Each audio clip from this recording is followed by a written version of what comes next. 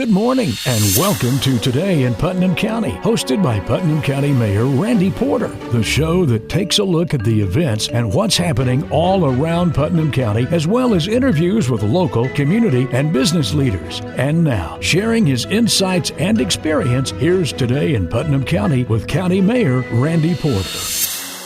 Thanks, Phil Gibbons, and thank you for joining us today. Hope you're having a great weekend. This week's show, it's all about Tennessee Tech football and its new head coach. And I'll have as my guest this week the new coach for Tennessee Tech, Mr. Bobby Wilder. Good morning, Bobby. Good morning, Randy. Great to be with you. Absolutely. Great to have you, and welcome to Tennessee and Tennessee Tech. Excited to be here. I love the area. I don't know if I had told you this, Randy, we talked before, but I have about 10 family members that are within an hour of Cookville. Oh, wow. Yeah, between here and Nashville. So I'd been coming here for the last 5 years between Christmas and New Year's and just love this area. This is home now for me. Well, and so you weren't a stranger to the area. That's what I wondered when I first met you the other day, and we're thinking, I thought, what brought him all the way to Cookville, you know? And Sure. But you already knew about us when you were coming in. So Yeah. Have you hit the ground running? You've been here now for a few weeks? I have. I got here.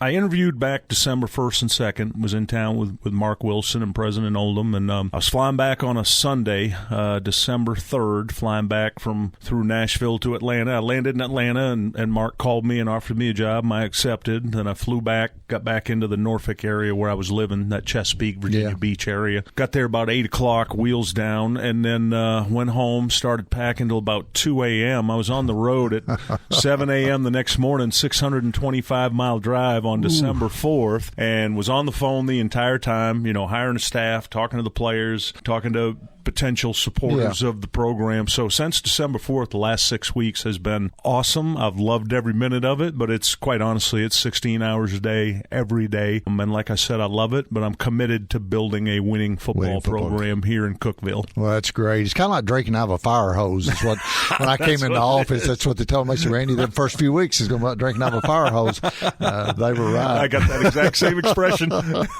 Let's talk a little bit about where you've been and Sure. all your history before. Grew up in Maine. I did. Yeah. Cold, right? Cold. Snow. Yeah, you got your cold season, you got your mud season. I know that because my dad worked in the woods for a number of years, cut trees, drove a skidder, moved logs, tough life. But I grew up in that real strong blue-collar environment. A lot of what I feel around Cookville. That's why it's so comfortable to me. And played sports through high school. You were a quarterback, right? I was, yeah. I was quarterback. We won a state championship my senior year in high school. I got a full scholarship offer to go play at the University of Maine, my home school, which they're the same level as we are here at Tennessee Tech. It's called the FCS level. It's the next one down from Tennessee and Vanderbilt. Right. Got to play there, broke all kinds of records, just loved it. And I knew at that point, Randy, that I wanted to be involved with coaching or be involved in mentoring young people. I just felt like that was my calling. So from there, I went to Boston College, where I was a graduate assistant for 2 years, which basically means they'll pay for your school and you get to work 16 hours a day for 2 years. But that's where I really learned how to coach. Yeah. Went back to the University of Maine, my alma mater. I was there for 17 years. I was associate head coach, offensive coordinator, quarterback coach. So my background is in offense. And from there, I got the head coaching job at Old Dominion University. Wow. And spent 13 years there. Yeah. When you start looking at that's what grabbed my attention with Old Dominion. I mean, your first season, that 9-2, and I think I read where it was the best record ever for a first-year NCAA You're program. Right. Yeah, for a startup program that didn't have anything. When I say we didn't have anything, we didn't have any players. We didn't have any coaches. It was completely brand new. I tell people it's like building a house by yourself, and you're learning how to do all these things, the foundation and the walls and everything that goes with it, because I was building facilities and picking out carpet, and oh, by the way, you got to go find a quarterback. Yep, then go back and look at this blueprint, and then, by the way, you got to go hire a coach. And we just hit it running. We hit on the quarterback early, which I feel like we're going to do here. Yeah. And we won right from the start. And what that did, Randy, is it changed the community. Sold-out games, people fell in love with football, the tailgating, the alumni coming back for a parents' weekend or a homecoming, and then all the people in the business school and the engineering school, all of a sudden they started to have a lot of reunions because everybody wanted to be part of that winning team. So it was for the community, and I see that in Cookeville. I see that same thing. Well, and I just look at the job that you did at Old Dominion. That's just amazing. I mean, you were there for several years? Yeah, I was there. We played 11 seasons. I was there for 13 because it took 2 years to get you going, to build it. Yeah, and right at the start, Randy, we started out 9-2, 8-3, 10-3, 11-2, 8-4. We were 46-14 in our first 5 years, and then we made really a tactical mistake. We decided to move up and go play with the big guys. That was wrong. That changed everything, didn't it? Yeah, it did, because we started playing teams that we'd beat them occasionally. Like one year, 2018, we beat Virginia Tech when they were undefeated, ranked number 13. Everybody thought, okay, they can do this. Well, it wasn't sustainable. We didn't have the best way I can describe it is the commitment didn't meet the expectation. Yeah. We just couldn't keep up with them budgetarily. Yeah. You know, they're getting $40 million a year in TV deals, and our TV deal in our conference was $250,000. Yeah. So you just can't sustain it. So I was so excited when I got here, and Mark Wilson and Phil Oldham said, nope, we're happy at FCS. We're going to stay right here. Well, you look at where I want to be. Colleges the size of Tennessee Tech, I mean, around 10,000 students, and I know at Old Dominion and some of these other places you've been had a lot more students, but you won't stay in your own league. I mean, it doesn't. I remember, was it, a few years ago, Tennessee Tech went and played UT, and you're out of. I mean, they did. They played great. Yeah. Made a lot of money off of it to help the school. Yeah. But at the same time, they were out of their league with UT and got beat pretty bad. And you know what I like here, Randy? That I really like is I love the size of this school. It reminds me of the University of Maine, where I was an undergrad for 5 years, coach for 17. I was there 22. About 10,000 students. Yeah. I love the fact that it's the second-ranked public institution in Tennessee. We can recruit to that. You talk to a parent about that and a young man who's serious about education, and you can present that it's only the University of Tennessee that's ahead of us. Right. Public institution. It's the second fastest growing university in terms of freshman enrollment last year. So the enrollment's going up. So all these things, when I was looking at this job, I'm saying, wait a minute, this place is a really good school. Yeah. They're growing. You walk around campus right now, and President Oldham's got 9 projects going on campus. More construction on campus than everywhere you look, there's a backhoe. There is a new building or something going on. Yeah, it's great. It's amazing. Yeah, so it's great for the students that are there. It's great for the alumni. They come back and see this. That's their school. They're proud of it. They're proud of their school. And then for us, when we're talking to these student athletes about, we'll have 8 to 12 on campus this week as we're speaking. 8 to 12 on campus that are from different parts of Tennessee and other areas, and they're looking around, and I can say to a parent, look at this. This is where the new engineering building's going. This is the new chemistry building. That's pretty good. All about Tennessee Tech football, and we have a brand new head coach, Mr. Bobby Wilder, and we're talking with him this morning. Been talking about his history at Old Dominion. Started a brand new football program there back in 2009, I believe it was, and they didn't have one before. Started it in his first season. They went 9-2. We're looking for something great like that happening at Tennessee Tech, Coach. You've had a few weeks now to kind of get your feet wet with Tennessee Tech, and I know you've kind of been looking around. So what's your overall view to start with? What do you think, and what are you looking for? Well, first of all, I'm already fallen in love with Putnam County and Cookeville. The people, so much reminds me of home. Just really good, blue-collar, hard-working people, intelligent, fun to talk to, the ability to laugh. Yeah. Just be able to share a laugh with somebody. And I like to get out. I like to get out in the community. I like to meet people. So I love that. So impressed with the campus, with President Oldham and Athletic Director Wilson with the vision. Yeah. They understand this has not been a good football program in terms of wins and losses. The kids have done well in school. Yes. They've represented well in the community, but wins and losses matter. And since Watson Brown in 2011 took them to the conference championship, hasn't happened. And that's my plan year one.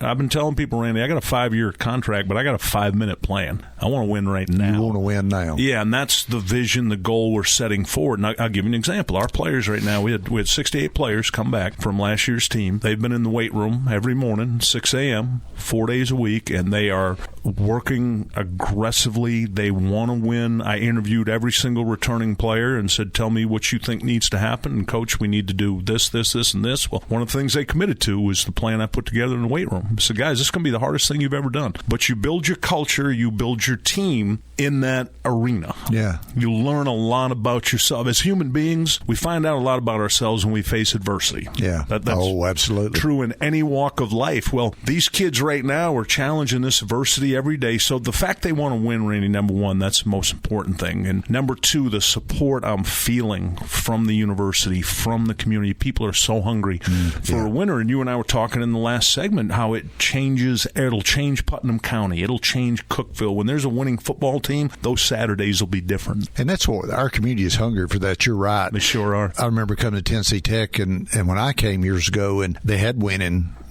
teams, right. And you couldn't. The stands were packed. Yeah.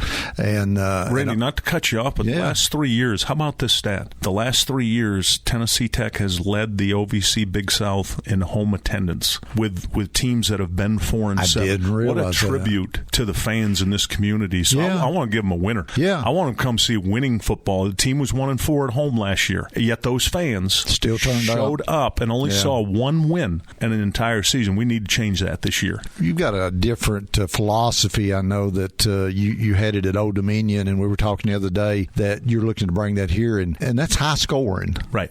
So talk about that. I mean, you go to a football game, and I watched the game the other night, and it was 3-3, and it was 3-6, and you start thinking, do I want to record the rest of this so I can skip through to the end? Great point. But man, you go to one of those games, and it's 54-14 or whatever.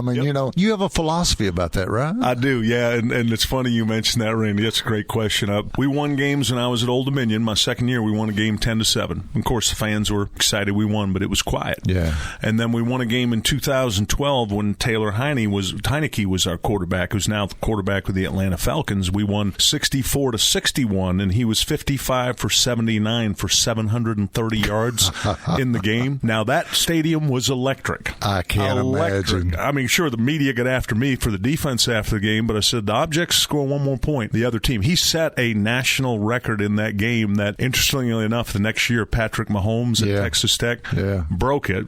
Taylor played at Washington last year. They played the Chiefs, and after the game, Patrick Mahomes and Taylor Heineke were talking about that game. So I've been in both of those type of games, and what I've learned as a coach is, number one, fans want you to win. Yeah. Your alma mater wants you to win. Right. But they like exciting football. My background as a quarterback, offensive coordinator, the ball's going to be in the air. Yeah. We're going to score a lot of points. Well, that's exciting when you go to a game like that. Talking with the new Tennessee Tech head football coach, Mr. Bobby Wilder. Bobby, when you look at Tech, its football team, and what you see, what's your number one thing that you think you've got to change? Is there something that really sticks out at you? Well, first of all, they weren't, from what Coach Alexander's staff last year, they weren't that far off. There's number one defense in the league right now, and there's 4 all-conference players back. The 2 defensive ends, linebacker and a safety, are back. For number one defense, they just couldn't score points. Yeah. They had a hard time consistently. They played 3 different quarterbacks. A freshman quarterback played at the end. They were trying to find a formula. They just couldn't quite get over the hump. And, for example, Tennessee Martin game lost 44-41 in overtime. Lost a couple other games. So the difference between 4-7 and 7-4 wasn't that really much close last year. Yeah, it was fairly close. So there's enough here to build a good foundation. Remember, when I got to Old Dominion, I didn't have anybody. I had no players. Started with 0. No coaches. Yeah, so there's 68 players that came back from last year's team. We just added 14 really good recruits at the mid-year that are enrolled in classes now, that are in winter workouts. They'll be here for spring ball, so they get an 8-month jump learning the system. So we've got 82 on the roster. We'll get to 115 by August in preseason, but there's a solid foundation in place to build off from last year's team and what the staff last year did.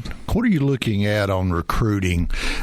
I was over visiting with you the other day, and you had some recruits that were coming in from all parts of the country looking. What are you looking for? Is there specific positions that you're looking for to try to bring in? Yeah, great question. The first thing we always do is you try to find the best player you can find. So if you think about the NFL draft, somebody will say, why did they draft this position and not that? Well, that might have been the best player on the board at the time. There's a lot of that in recruiting. So specifically in this initial mid-year segment, we were looking for a quarterback. We signed a quarterback out of Missouri, receivers, because we only had 14 catches coming back from last year's team. So that offensive lineman, a running back we signed who won a national championship at Michigan last year on the team. So we needed to add a lot of pieces offensively. That was the big one. And then we needed a couple safeties on defense because two of our better defensive players went in the portal and left. So the immediate needs we addressed first. And then now in this cycle we're in now, Randy, going up to February 7th, the signing day that's traditionally for high school players. Yeah. We'll have some good high school players we'll sign. Hopefully a good number of Tennessee high school players will sign. And then, Randy, you get back to this portal again when you get to May and June, and then we'll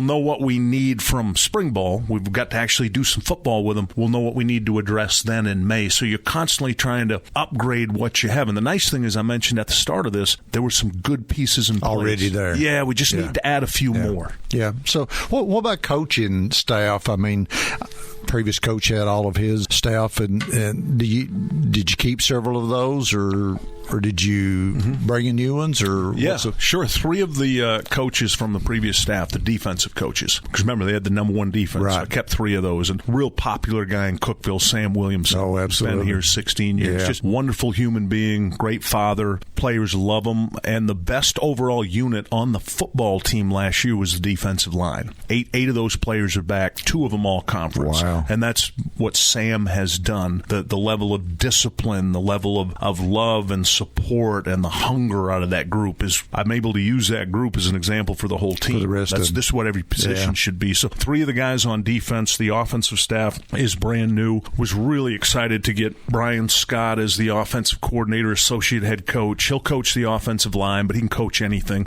He played for me, was a quarterback at the University of Maine, played for me. He was with me all 13 years at Old Dominion. He was responsible for Taylor Heineke in that 790-yard game.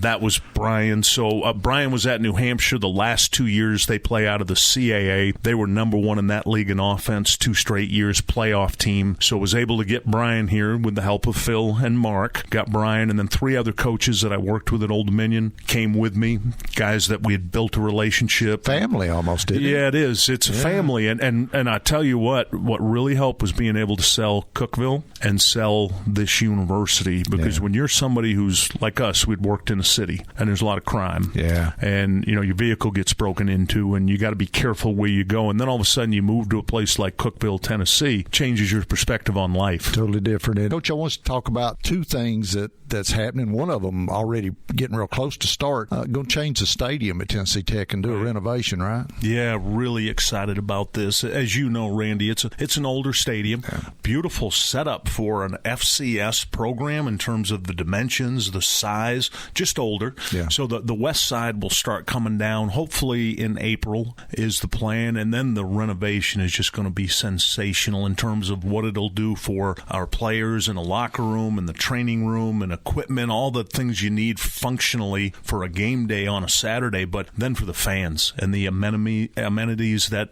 are being looked at to be offered for the fans. Just a great game day experience for the fans. Well, they're even looking at some suites up on top where businesses could have and bring their clients and stuff. And I know going to the UT games sometimes sit in the president's suite up there and that's absolutely amazing to watch a football game from one of those suites. And sure I think that's going to be a big sale for the community. Do you not? I definitely agree, Randy. When I was first hired at Old Dominion, and we had an existing stadium that had been built in 1940. Wow. So it was even older than what we're looking at now. And because of ADH laws, there wasn't a lot we could do to that. Right. But we built an end zone facility that housed everything the team needed. But also initially the talk was 10 suites. And then I said, wait a minute, let me get out in the community. Let me go meet with some folks. Let me present what a suite can offer. By the time we kicked the ball in the air the first year, there were 25 suites all sold out. Because as you mentioned, what happens on a game day, let's say you've got a suite and you've got 20 tickets to your suite. Well, 10 of them are for your family. Right. The other 10 are business opportunities. They're people you invite to the game. And then in your suite, you've got the Tennessee game on son or maybe the Vanderbilt game while you're watching Tennessee Tech win at football. You just had a great Saturday afternoon. You still got to watch the Vols or Vanderbilt,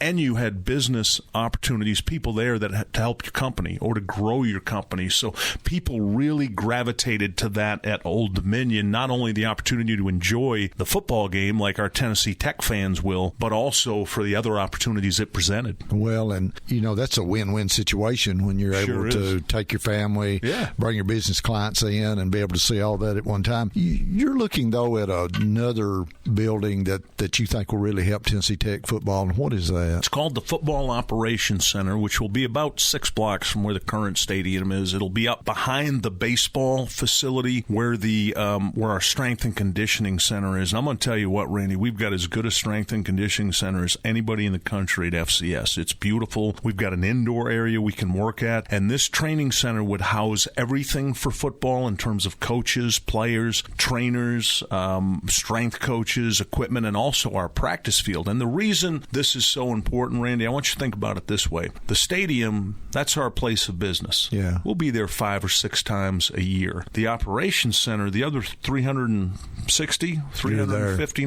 that's where we live. Yeah. That's home. So your home is really special. And right now, unfortunately, we just don't have a very good home. We're in a temporary setup for our offices where our players currently are in the stadium. The locker room's old, and it's a difficult setup. So that football operations center is more important to me than the renovation on the stadium in terms of where we live, our house. That would be home. Helps you attract players, too, doesn't it? It sure does, yeah, from a recruiting standpoint, and also really for our former players that come back, having a nice area where they can come to, and it's welcoming, it's home for them. We've got so many alumni that are so fired up right now about this program. I'm on the phone nonstop all day, every day. Alumni, people that want to help the program, and the passion, the pride I hear from our former players, it's really inspiring to me, and I'd like to have a really good home for them to come back to as well. You bring an energy. First time I met you the other day, well, actually, I guess I met you when they did the announcement up in the Eagles Nest, but to be able to sit down and talk to you the other day, you bring an energy to Tennessee Tech that is just unbelievable. And I know you got a lot of years of experience at doing this, but do you ever sleep? A little bit, just a little bit, just enough so the dog and the cat will sleep. But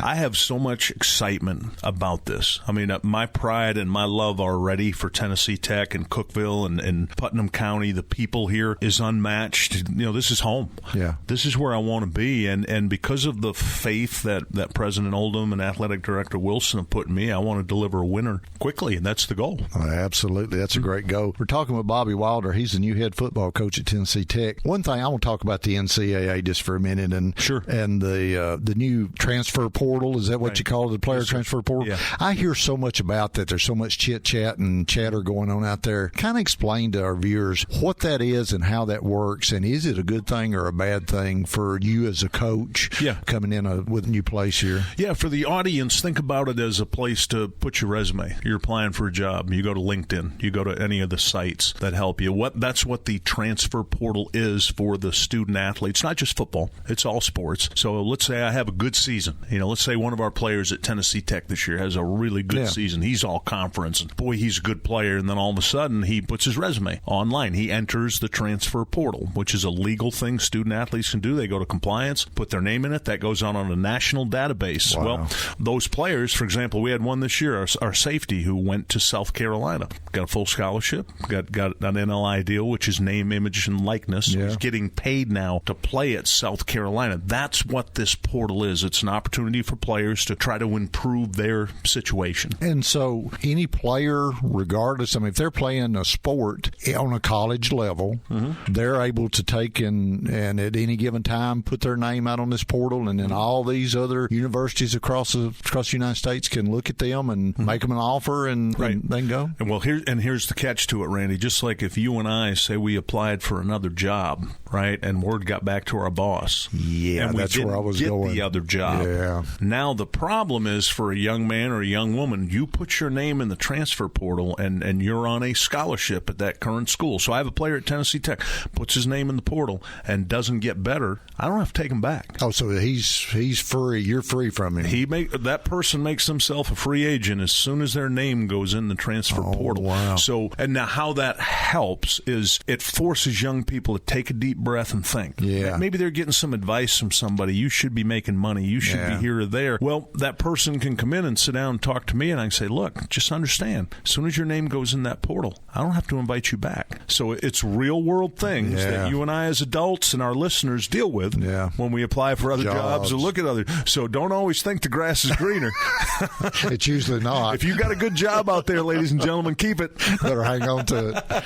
What about this NIL thing, name, image, and likeness? So used to college players couldn't get paid. Right. But now with this NIL thing, I mean, you got some of these players making millions of dollars? You do. Yep, you do. And I'm going to be quite honest with you. I'm for the student athlete having this ability. Yeah. What's the difference between you and I when we were 18 and we got a really good paying job and a student athlete who's really good at what they do in athletics, yet the rule was they couldn't get paid. The school could make millions off them, which they were. Think back to players like Johnny Manziel at Texas A&M. He was the one that jumped out to everybody. He made Texas A&M hundreds of millions of dollars, and then he got in trouble because he signed some autographs and got paid for them. That's crazy. So when you think about it that way, Randy, you go, wait a minute, an 18-year-old, they're old enough to vote.